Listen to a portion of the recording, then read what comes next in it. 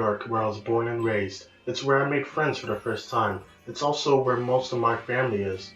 Knowing that I have to leave it all behind to start a new life makes this whole situation feel like a nightmare.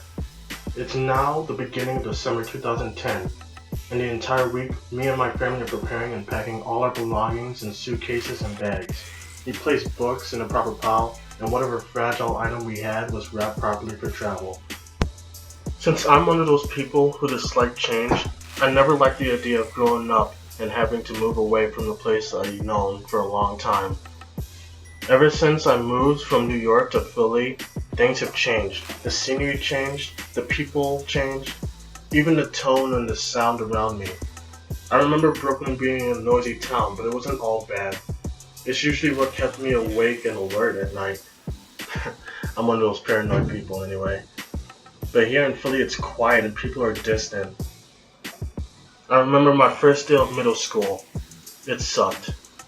I didn't know anybody, and I didn't know how to get around or what to do, especially since I was there in the middle of the year. I had no friends, and I had no idea how the schedule worked. But after a while, I learned to love it. I made friends, I learned to schedule, I got around pretty well. And at the end of every teacher conference, that is if my parents actually went there, the first thing my teachers would say how good I am. And that type of feedback made me feel good about myself. I remember the last meal I had in Brooklyn was a bagel and cream cheese. Most of my family came up and they helped us pack so we could move all the way to Philadelphia and start new lives. But it was also the last time I got to see them for a while. I don't remember the last time I saw them except for the holidays.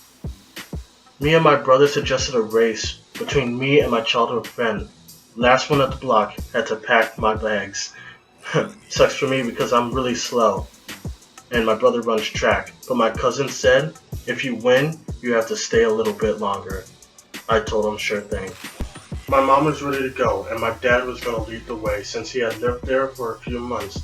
The reason why we're moving is because my dad got a job all the way in Philadelphia. I don't know the true details of why because I was just young, but one thing's for sure, it distanced me from my family.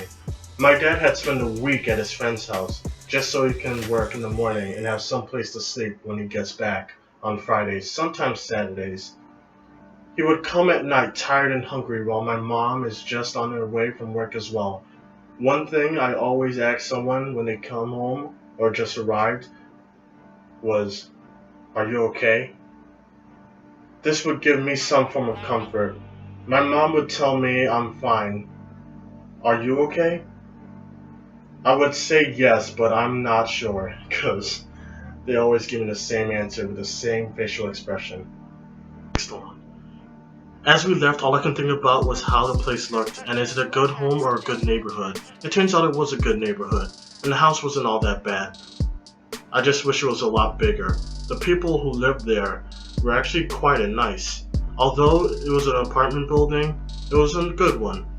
The trip itself took about an hour and a half to get there, and we ended up there at night. So my entire family spent the night with us, and then left in the morning. But before they left, my grandma, being a strong Christian type, blessed our new home.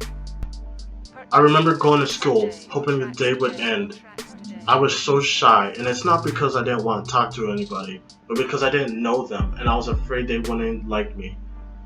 So one day I just started drawing random cartoons and objects and figures, and people would just surround me and ask me, "How did you draw that? Are you an artist?" I would just reply, yes I am. This would get me noticed a lot because people would enjoy looking at my work. I can draw like that in a second. This was good for me because it would get me friends. They would ask me who I was and how I got to be an artist. The funny part is I can't even answer those questions. Who am I? What's my true purpose? I propose my passion for capturing moments so that I can no longer be subjected to change.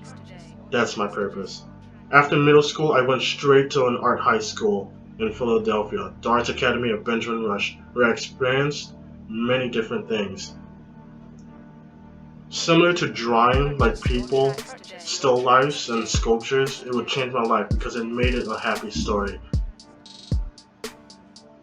Even though there was many other kids just like me in the art school who had much better talent than I did, my passion for art still got me a long way. The truth is, ever since I got here, I became another drop in the water. But it didn't matter to me, because I was happy. My brother came over one day from college, and the first thing he did was hug me. I thought he was crazy because I don't like hugs. Ever since he did it, made me realize that he was going through the same situation I am. For him, it's not just a few states, but a new school. He lives in a college now, and I bet he's just as afraid as I am. I'm good, bro. All good. That was his first words to me after a while. My dad had to leave us in order to feed us. An hour and 30 minutes is his drive time from Philadelphia to New York. I remember he left, but the roles changed because now my mom has to be the one to travel. Except she doesn't take cars, she now has to take trains and buses, which take over 2 hours. I still can't believe how she is able to do that and still have the money to help us get groceries. After a while, the experience to me was just another part of growing up. In order to survive nowadays, you have to make sacrifices and change your daily activities just to keep up with the now. It still affects your family, but hopefully it affects your family in a good way. My brother graduated college, I'm in college now. Every day I pass my old schools as a reminder of how far I got in. Every night I think to myself, I made it. I'm an adult. I'm in college. I'm reaching my dream. And that's more than what anybody else can say. My parents never graduated from college. They never even went to it, only high school. They came all the way here from Grenada, seeking a better life for me and my brother. And that's all I can ever ask for. Seeing my family after a while, but for other kids, they don't get to see their families ever. So I have a lot to be thankful for. Usually when I go to reflect, I try to find some place high in the sky. Usually the roof of a building that I used to live on, where I'll just chill and feel the air touch my face, and it would feel like amazing. I feel like I see everything. I guess that's where I got my passion for art from, because I view everything as an artwork. It's currently November 18th, 2015, and today I still can't believe I'm 19 years old and in college.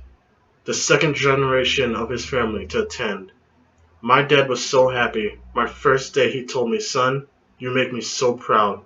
The both of you, smart and creative as you are. I know you can do it."